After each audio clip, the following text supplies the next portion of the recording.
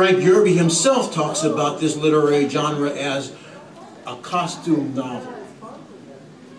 There has never been this kind of a genre before where you can create a way of bridging cultures and bridging different ways of thinking. This costume novel can be seen in all 5 of Dr. Eugene Stovall's books.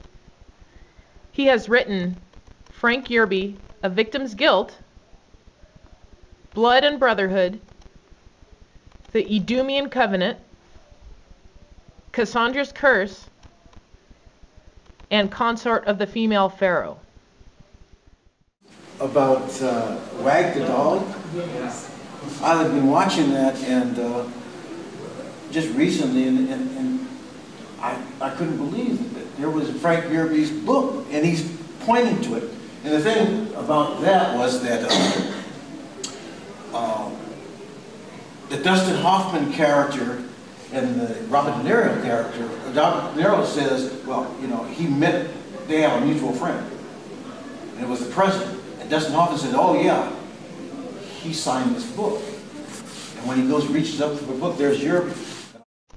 Dr. Eugene Stovall has also been featured in Augusta's newspaper, the Urban Pro-Weekly, where they printed an article on the Augusta Literary Festival and how Eugene Stovall was featured as a speaker at Payne College at the Yerby House, where he delivers in his speech how Frank Yerby has influenced his writing style. And I want to also say that I am just absolutely delighted to meet the Yerby family. We have Dr. Bristow and Gerald Yerby, who's a nephew of Frank Yerby, and I want to give them a big round of applause. Dr. Eugene Stovall is referred to as a Yerby scholar in Urban Pro-Weekly.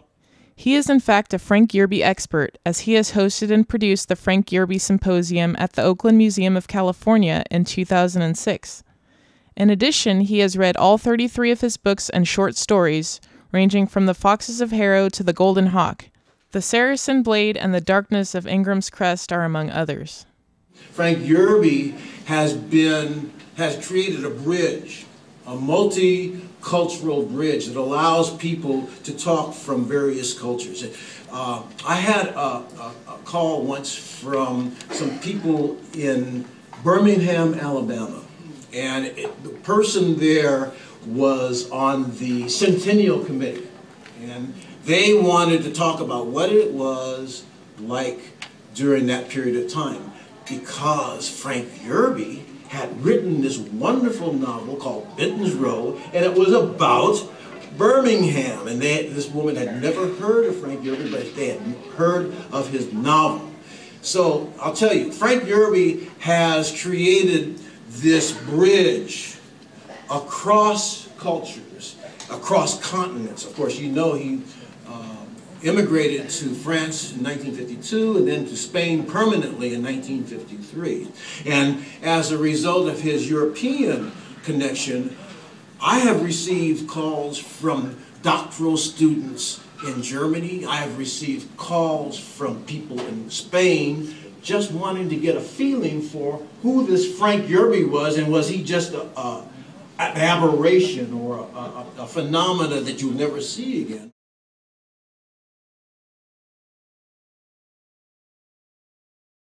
Thank you to all of the 5 finalists we have here.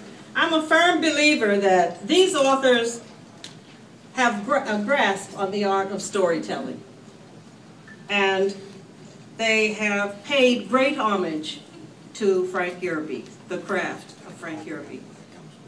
Before we announce the winner, I have the honor of introducing to you Gerald Yerby, the nephew of Frank Yerby, who will present the awards to tonight's winners.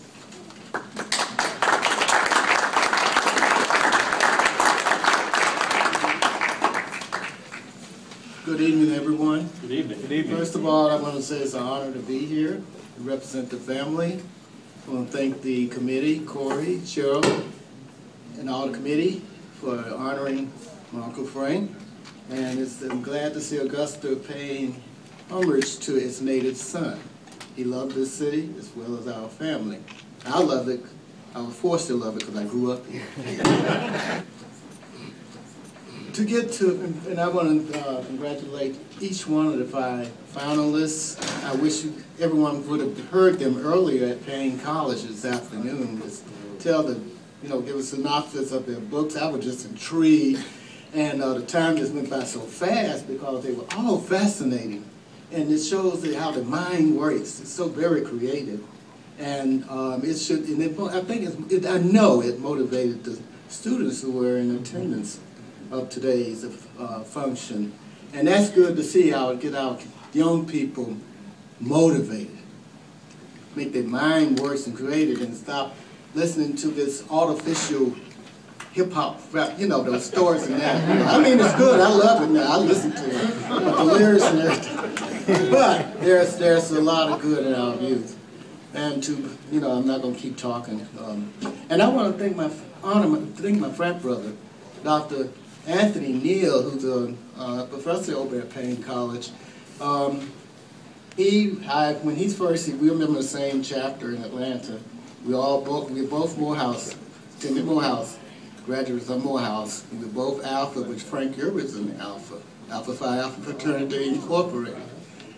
And when I found out that he was coming to teach at Payne, I told him, I said, look at Frank Yerby, he said, he's okay, he really forgot about him until he was looking at, he's at chapel or something, singing to him, and saw that name, Frank Yerby, said, oh, a light went on.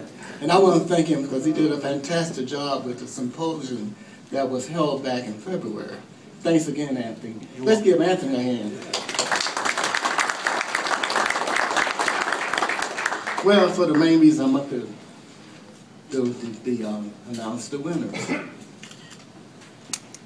3rd place, Hank McKinley. Hank, congratulations.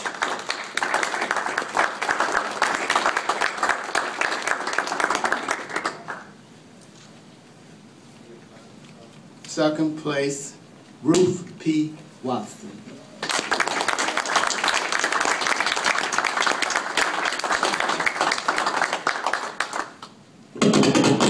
Drum roll. And the winner is Ted M. Dunningham.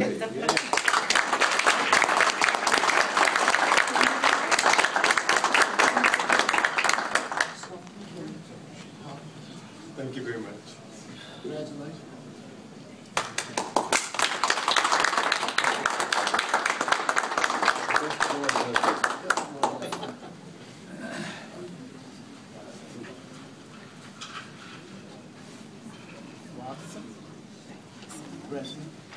We found out we also Oh, yeah, definitely. Thank you. Oh, wow.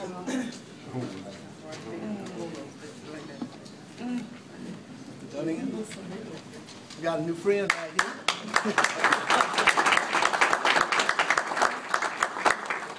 Congratulations. In 1996, when we came here for the Olympics, a wonderful affair, we visited all of her relatives. So I do have a connection here with Georgia.